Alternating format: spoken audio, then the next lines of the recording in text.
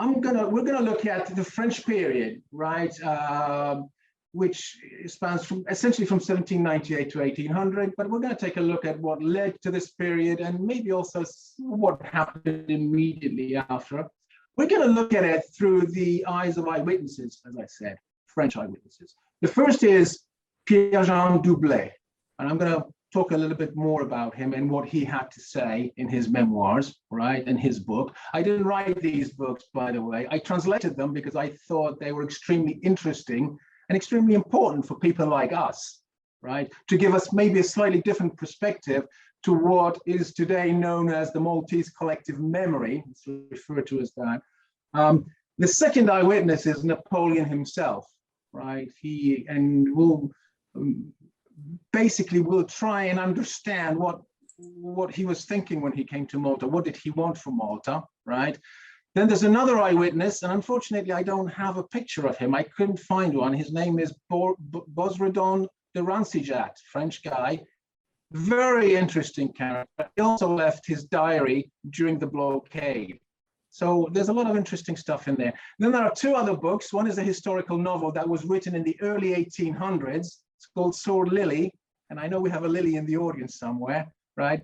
It's a very fascinating story written, like I say, in the early 1800s, about who were the knights? What was it like to be a knight? How did they get there in Malta? How did they join the order? But it's fiction, right? So there's a love story, there's a lot of drama, there's a lot of intrigue. So we'll go through that in a second. And the last book is myself. So that's my mugshot you see there. It's a bit pretentious to put myself next to Napoleon and these guys, but there you go, I'm in there. I also wrote my own historical novel, right? But it's not just for the sake of writing a novel. It's based on true events that happened. So hopefully we'll have time, and I'll say a few words about that as well. All good so far? So far, so good. Good. So let's get into it, right? So let's start with this chap here. His name is, it's written down on the left-hand side, Pierre-Jean Louis Ovid Doublet. Quite a mouthful, right? So who was this guy, right? He was French, obviously.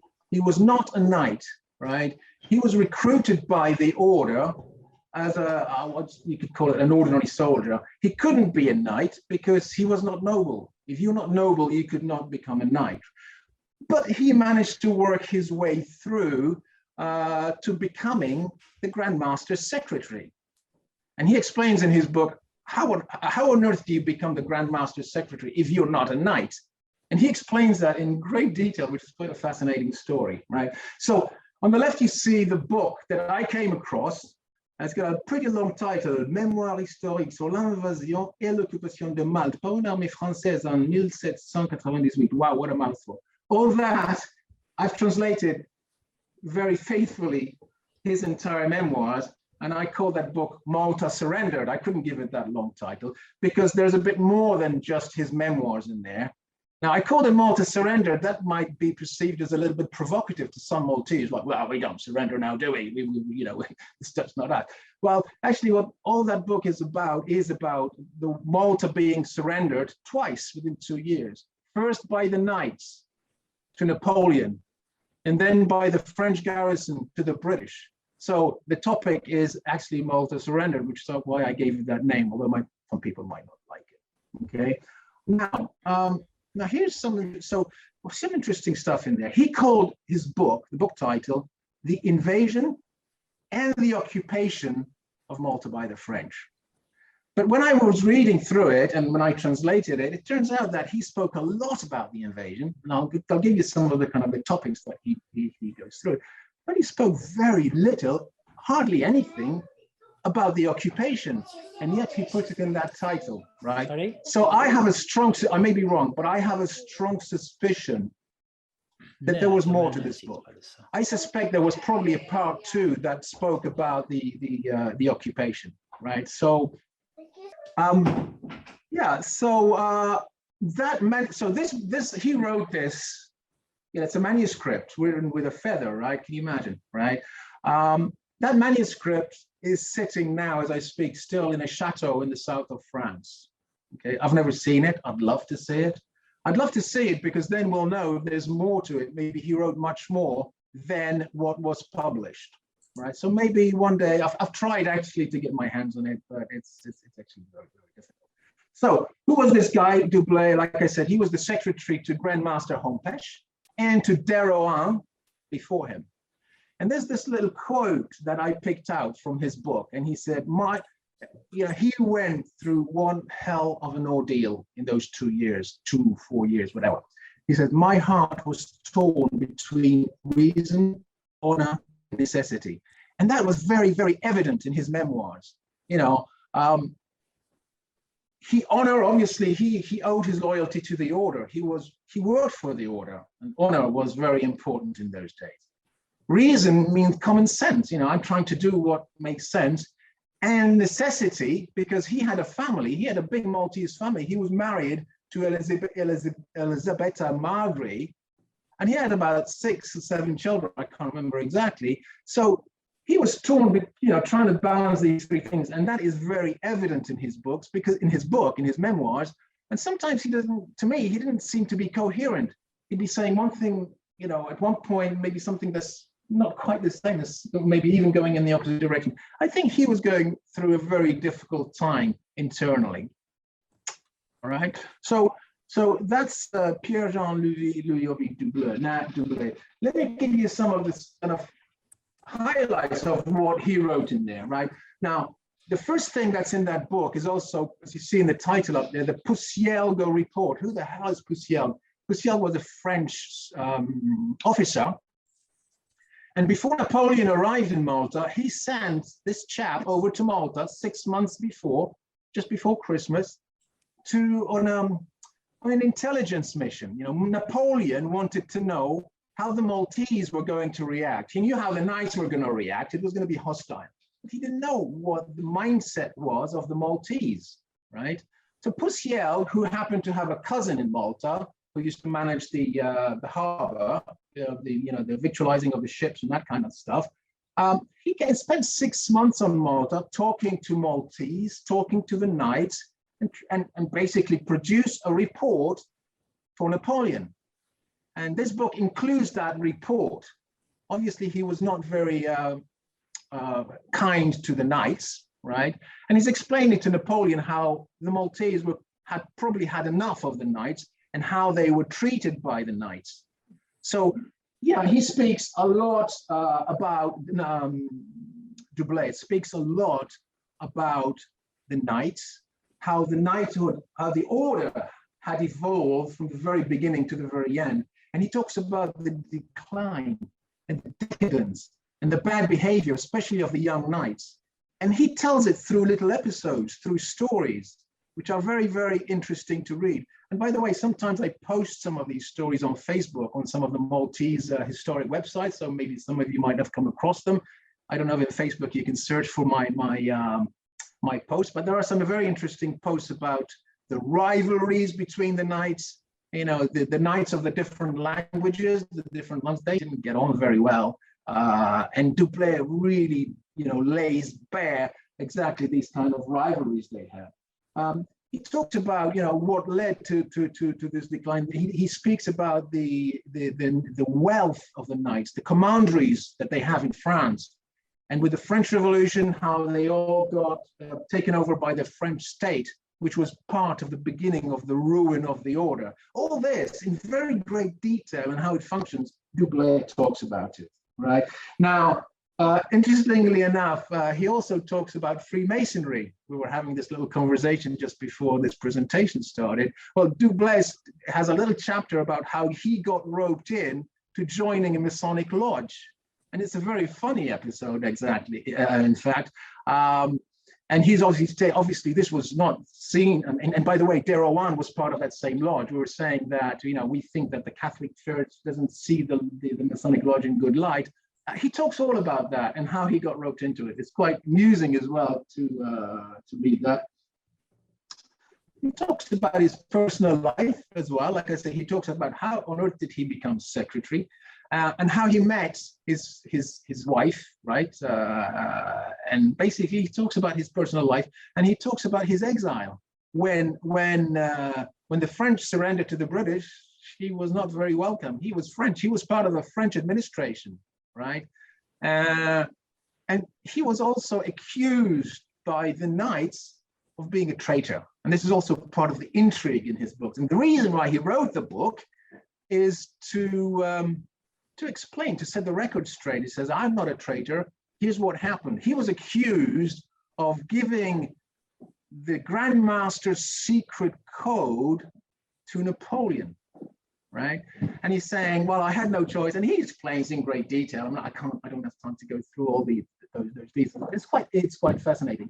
And the last thing I'll say about this book is there's an interesting episode in there where he actually, when Napoleon invaded Malta, he was outside on his flagship called the Orient, and Dublé was one of the Maltese, it was part of Maltese contingent of about 4 or 5 people. They rowed out to the flagship to negotiate the surrender directly with Napoleon.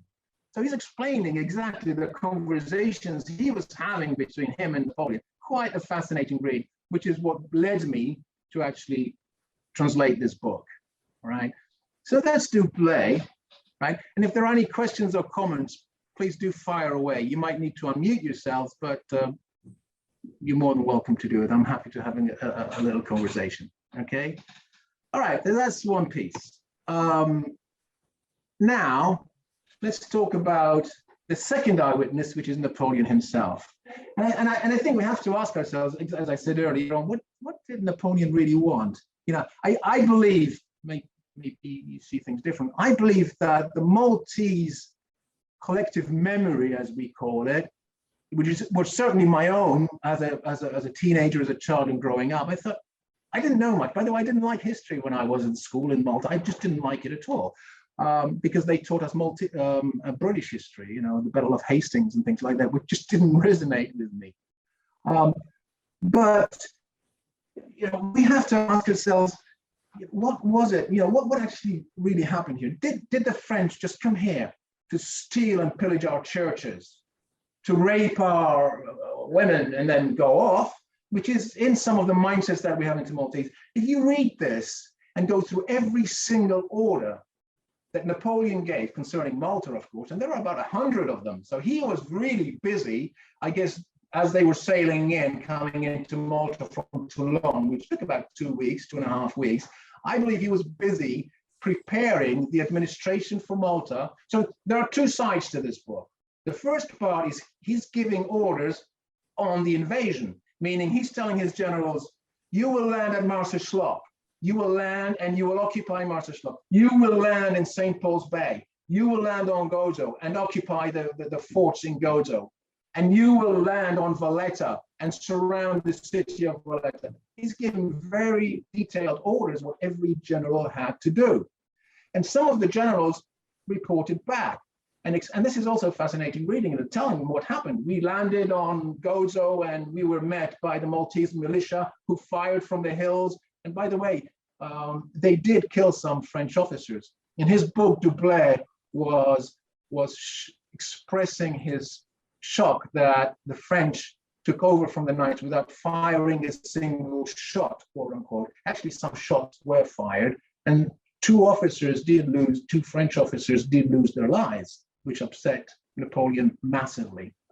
All right, so that's what's in this book, and I've put in my next slide here just I just picked out some. Like there are many bullet points. Napoleon loves his bullet points. He calls them articles: Article 1, Article 2, 3, and so forth. So these are some that I've filled out because they kind of go against the grain. They go against our belief that the French and Napoleon came to Malta to invade us, to steal from us, and go away. It was not the case at all. And you can read here some of this. By the way, I will share with you. I will send it back to you guys. It starts like that. All inhabitants of Malta are now equal in right. Why does he do that? Because in the times of the knights, we were not equal to the knights, anything but. I tell you what, in the pecking order between the Maltese, any Maltese, even if they were barons or wealthy or whatever, and even the lowest ranking knight, that gap was huge, okay? opening up 15 primary schools on Malta and Gozo. So he wants to educate the Maltese. We were completely uneducated, unless you were nobility, nobility, you want to call it that, unless you were a wealthy Maltese, right? They wanted to designate 60 Maltese youths from the wealthiest families to go and study in Paris. They had to pay for it, by the way, but they wanted to create an education system, right? He says, we will pay for that education from the existing assets. If that's not enough, we will use the money we will get from the suppressed convents. Obviously, there's shock horror, oh, they're suppressing the convents. Napoleon believed there were too many. You have to argue it's right or wrong, but he preferred to educate the Maltese rather than have, so many convents and monasteries spread around the island. I wouldn't argue with that today. Maybe it was shocking at the time, but I certainly wouldn't argue with that. All priests and nuns that are not from Malta and Gozo, the foreigners, they would have to leave the island, so that those posts, the senior clerical roles, were taken up by the Maltese. And he says it in there. He says he wrote this in his order. This is not me saying it. It is unjust that foreigners should reap the benefits of this country. Okay. Slavery was abolished. I think we all know that.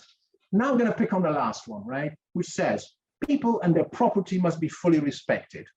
Okay, so he wanted to know, is Malta the enemy? Is the Maltese the enemy? To Napoleon, Maltese was not the enemy. He wouldn't have put that in there. He says, people and their property must be fully respected, and you will be friendly towards the Maltese. He says, you'll be friendly towards the Maltese, etc. Fine. But, when Napoleon invaded Malta, can you imagine there were about 4,000 rowdy soldiers on those boats that have to come off and land on Malta and spend some recreation time for a couple of days. You can imagine the mayhem. You think that every one of those soldiers obeyed orders? No. So there were some probably atrocities committed by some of those soldiers who disobeyed his orders, right? And I think that's documented in some of the Maltese literature. I mentioned Carmelo Testa earlier on. But again, so some people say, oh, they came to rape our women and to steal our churches. And so what probably happened in those 24 hours where all the soldiers landed was they probably drank every taverna dry within hours, right? And I came across an article that was written at the time that some French soldiers actually raided some monasteries and some convents to find some more wine, probably. And some misbehaved and mistreated badly, whatever that means, mistreated badly some nuns. This was reported that same evening to Napoleon, right? And they were taken to town. Napoleon basically wanted them shot the next morning. Some officers appealed for clemency, and Napoleon says, very well, I will spare 3 of them, but the most guilty needs to be shot as an example to the other soldiers for having disobeyed my orders. And he was shot that next morning. His name was Flavier. So there's an interesting article about him that was written at the time. So yes, there was misbehavior. There was probably horrible things that happened in those horrible 24 hours, right? But it was not the intention of the administration to say, go and pillage, right? And do these atrocious things. Now, we'll talk a little bit briefly about also the silver of St. John. Yes, if you read that book, in one of the orders, it says, gives the names 2 or 3 of his generals. You will go into St. John's and you will take every little bit of precious stone, silver, and you can find in there, and you will do an audit of every single item. And they did do that. That did happen. There's absolutely unquestionable about it. In Napoleon's thinking, and that was law at the time, St. John's did not belong to the Maltese. It belonged to the knights. And like everything else that belonged to the knights, he took away, right? As is basically, his right to the conquest, right? Do we agree with that today? Of course not, but it's difficult to judge with today's values what happened 200 years ago, right? So let's not make no mistake about it. They did take that, right? But in return, Napoleon told Bishop Labini, and some of you might have seen it, I've got a copy of it somewhere, that he would hand over the cathedral, which was not a cathedral at the time, the Church of St. John, the Knights, the Order's Church of St. John, to the Maltese. So now, that's at that point, the Church of St. John became Maltese. But in return, he says, you will, in return, you will pay me with some of the silver that you have in some other churches, which leads us back to Indina, right? And this is what led to the uprising, which we'll talk in a second. Which we'll talk about, which led to the uprising. So this was an arrangement between Bishop Labini and Napoleon and the French administration, but it went pear-shaped when the Maltese rebelled.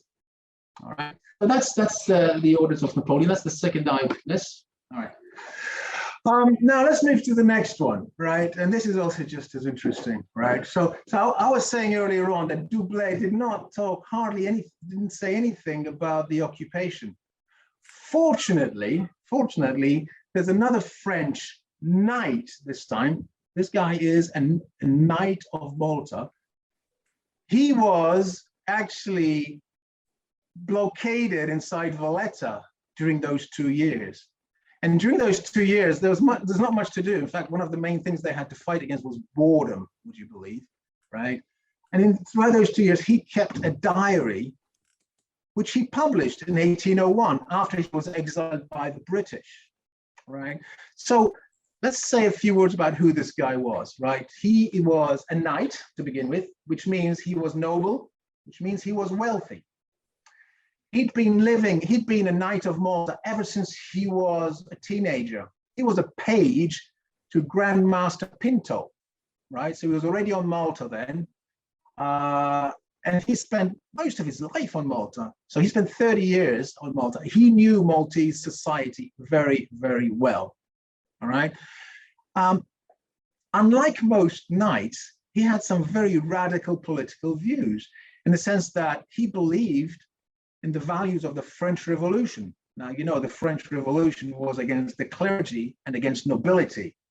And he was a bit of both, actually. He was nobility, for sure, and he was part of a religious order called the Knights of Malta. And yet he's saying France needs the revolution.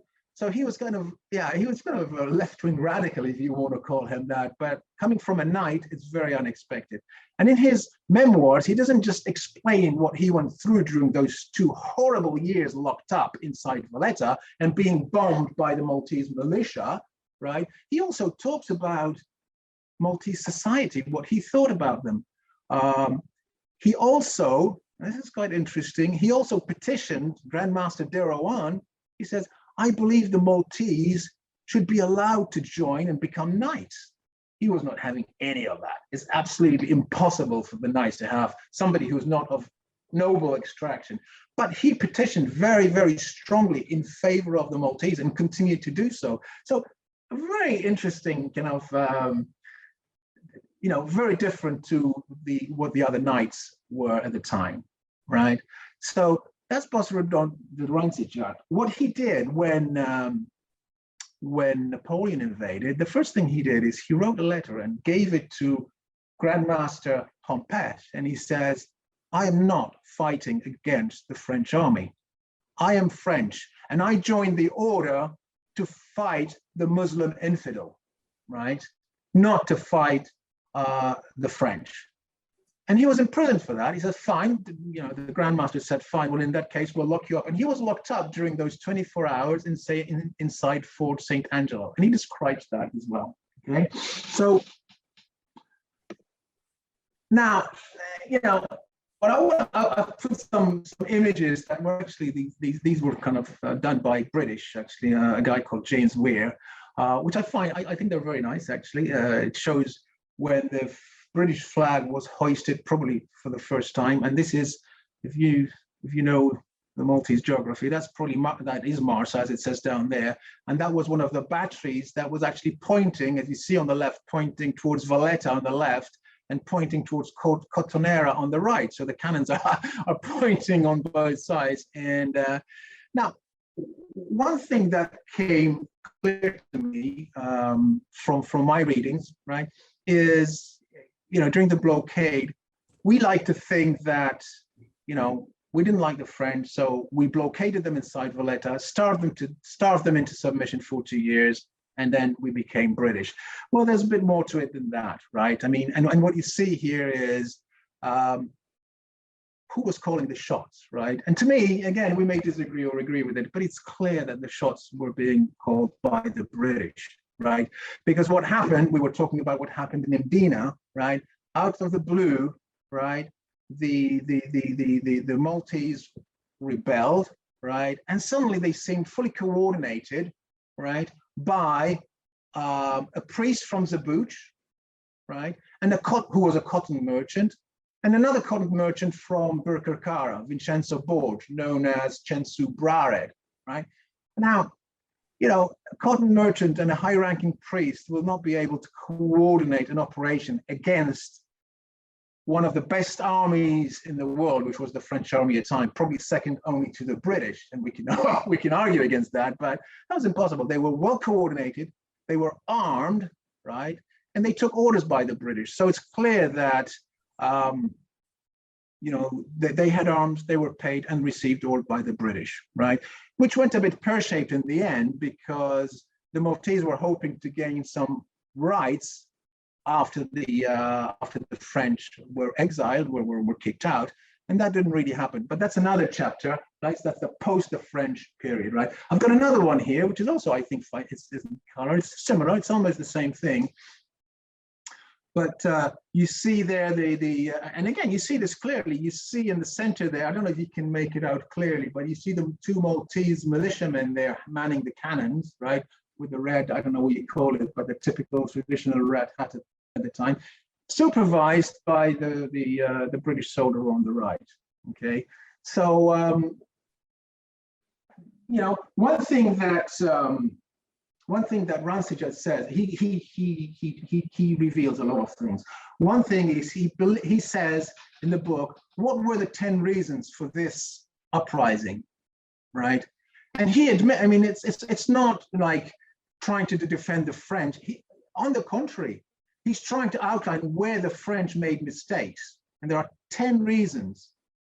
One of them being that there were forced loans upon the Maltese, which they didn't pay back. One reason was because they didn't pay the pensions, if you want to call them that, for to the Maltese wives, for those Maltese that actually went on to Egypt with Napoleon, right? The wives that were left behind were not being paid. One of the reasons is what economically Malta was in dire straits, and France was even in worse situation economically. So they had to get the funds from different areas to fund Napoleon's army, right? So he's outlining 10 different reasons. If you want to analyze what were the real reasons for the uprising, from the French perspective, maybe the British had a different view, they certainly did, and so did the Maltese, okay?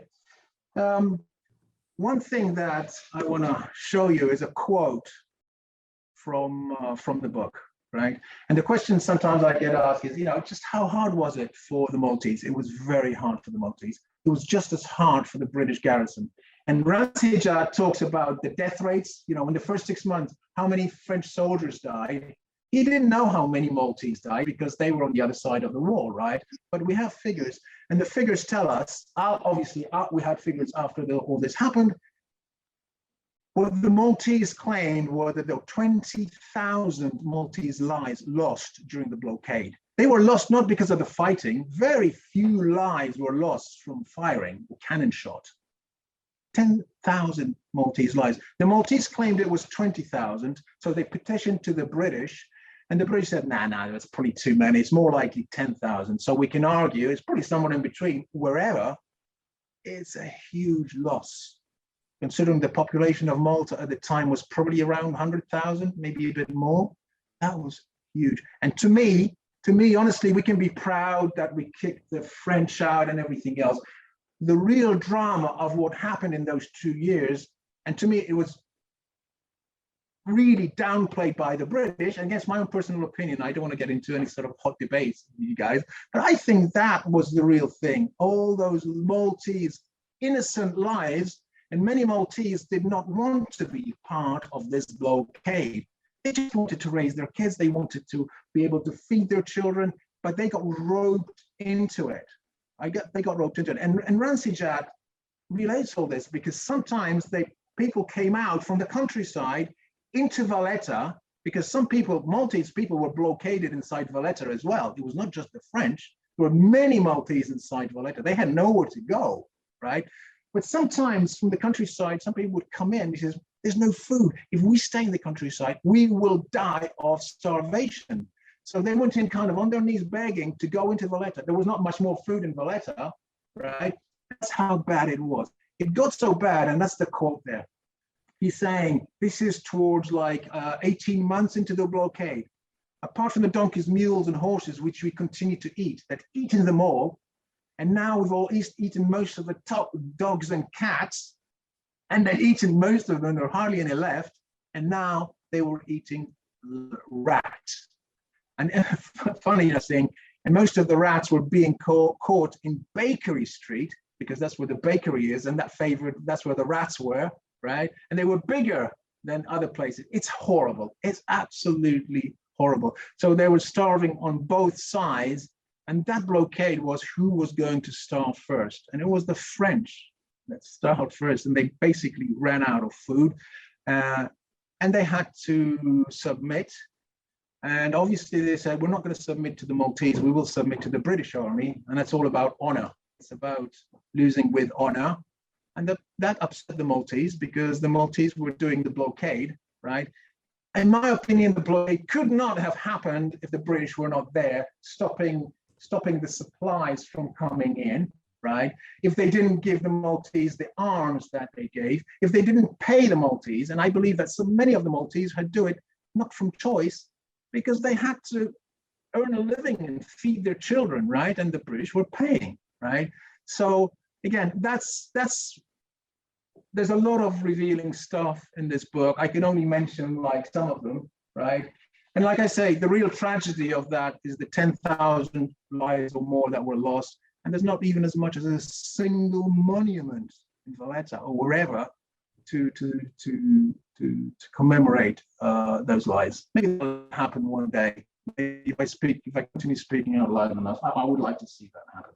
All right, how am I doing for time?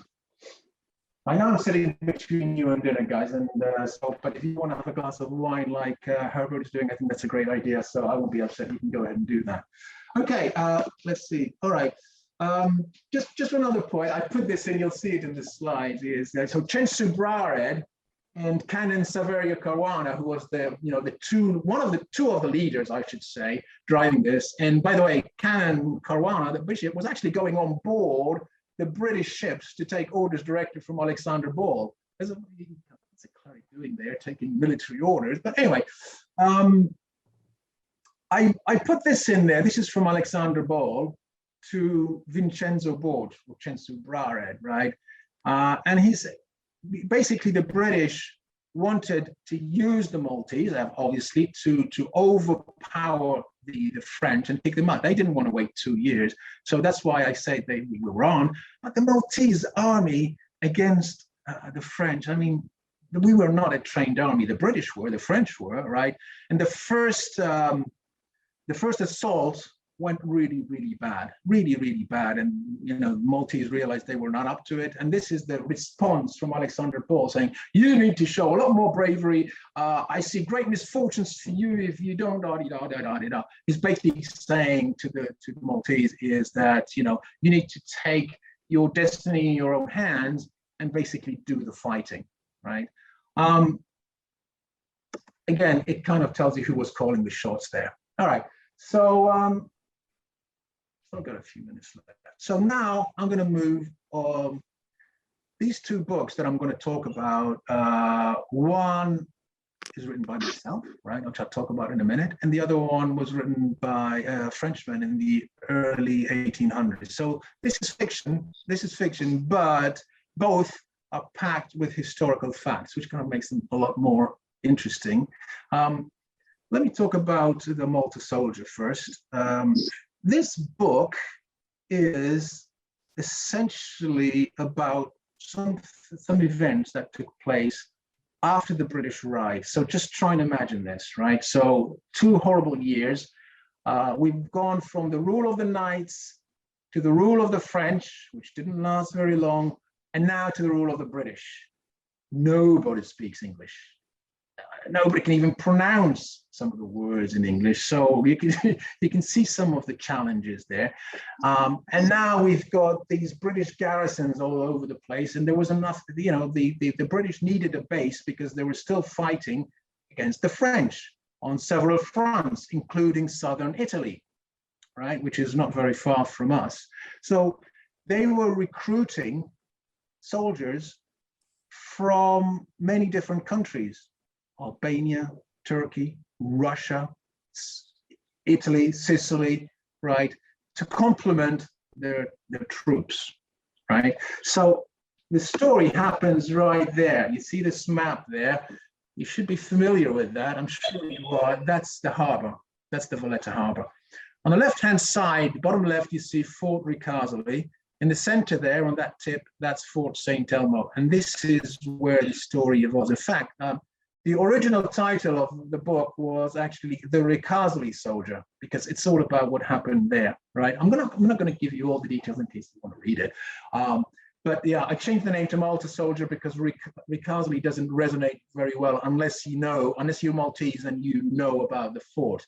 Somebody told me it sounds like some kind of pasta, Ricasoli or something like that. So anyway, I changed the name to Malta Soldier, which I like better. So yeah, the setting is the early 1800s.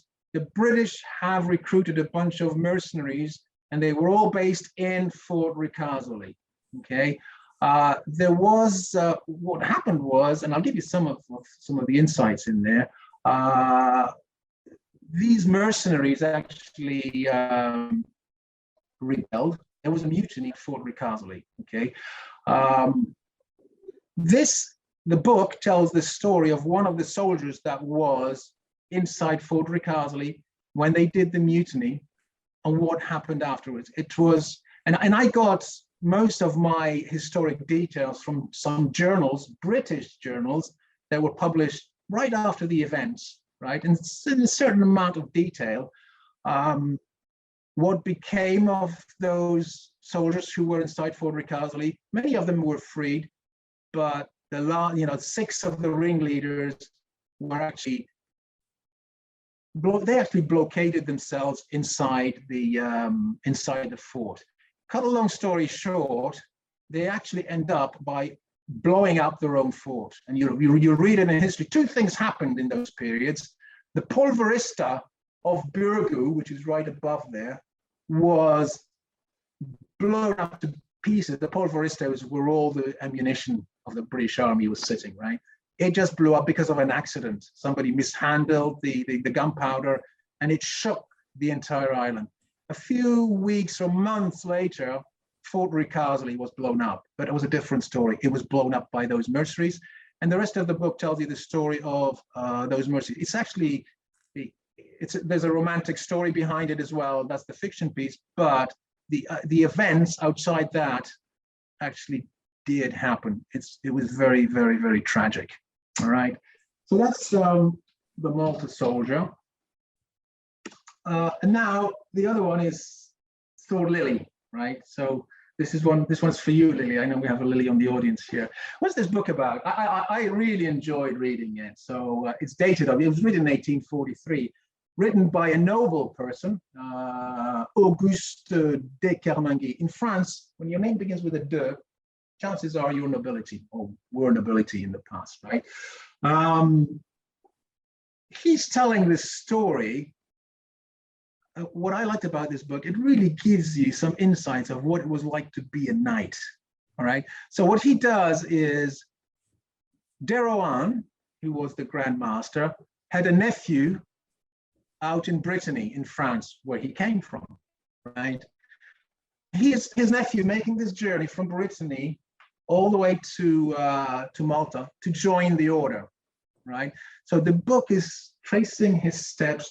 Some things happen during his journey to Malta. He gets into Malta. He falls in love with a Maltese diva called Sword Lily, hence the title, right?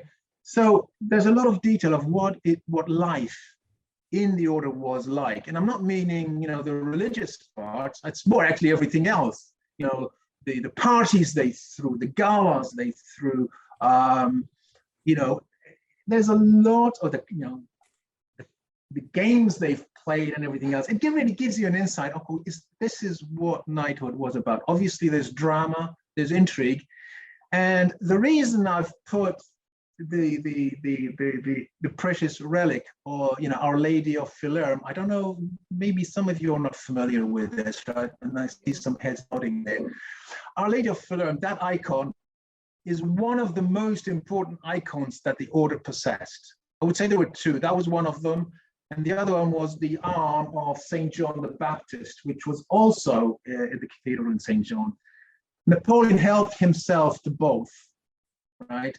And took them away with him. Now, the relic of the Our Lady of Philerm was brought over from Rhodes. That's how old it is, and it probably goes back before Rhodes. It's supposed to be miraculous. We can argue if it was or not, but the knights believed it was miraculous, and it was ornated with a number of precious stones that you see above her head, and the necklace below is full of precious stones. There's rubies, opals, sapphires, and a whole bunch of other precious stones. What you see on the right is the painting of Our Lady, and then it's covered with a wooden, what is called a reza. And that allows them to decorate the painting further and to mount the precious stones around it. And this was displayed at the time, before the French arrived. I believe it was on the right-hand chapel in the front of St. John's Cathedral. And I think there is a copy of it today. I believe that there still is. So if you get to go to St. John's, check it out. Okay. Now, why am I putting this in there? Because this book, Sword Lily, this story, there's all sorts of intrigues, but essentially it ends up being the story of that necklace that you see, right, around Our Lady of Philerm, right? Napoleon said to Hompeche, you can keep the painting, but I'm taking the jewels, thank you very much, which he did. Apparently, he also took the ring from the hand of St. John the Baptist and put it in his own fingers, apparently, or at least that's what it's claimed. So this book, if you look at the necklace a little bit more closely, you'll see that the central gem is missing, and it was the biggest gem of all. I can't remember if it was a sapphire, opal, or whatever, but it was the biggest gem of all, and it's missing. And what this book is trying to do now, whether that's true or not, you can decide for yourself, is telling the story of why it went missing, how it went missing, right? So if you want to find out, you can actually browse through it. And by the way, these books that I've mentioned to you, I think all of them have a Facebook page for the book, so you can just go maybe search it on Facebook. Yeah, it's on Facebook, and you can. So Facebook and an Amazon page. And the reason I'm telling you this is you can flip through these books for free. You don't have to buy them, right? If you want to flip through some of the orders of Napoleon, you can do that. If you want to flip through some of the memoirs by Doublet, you can do that as well, right? So that's something that you can do. So that's the series of books that I have been dabbling with over a number of years. And finally, if you're interested in some more reading, I could just share with you some books that I found extremely interesting and informative. And by the way, these books that I'm showing you on these slides, you can download them for free. You don't have to buy them. You don't have to pay for them, right? And they're in English, so you can do that. It's a lot of reading, by the way, but some of you might be interested in kind of browsing through it. First one was A History of Malta by William Hardman. It was a great, useful source. Even as I was translating those books by Doublet and by Rancière, it was written in Old French, and sometimes I really needed to understand the context. That book helped me enormously. It is the most comprehensive book I've seen about the French period, right? So you may want to browse through it. The other one is an interesting one as well, The Appeals of Vincenzo Borgia. Vincenzo Borgia is censurare. I mentioned him earlier on. It's quite amusing to read that book, and it's talking about how censurare and his correspondence with Alexander Ball, and they were very enamored and really sort of hitting it off well together. But after the blockade, they fell out massively. They fell massively, and then they started basically trading insults. And Chen Subrar had reported that, he went to the Commission UK to complain about Alexander Ball. So it's kind of interesting how the whole thing went pear-shaped from one end to the other. All right. The Appeals of the Nobility and the People of Malta is also an interesting book. Once all this was over, right, we the Maltese felt like we did the blockade, we did the fighting, and it's true. We lost 10,000 lives, if not more, right? So we should have the right to govern.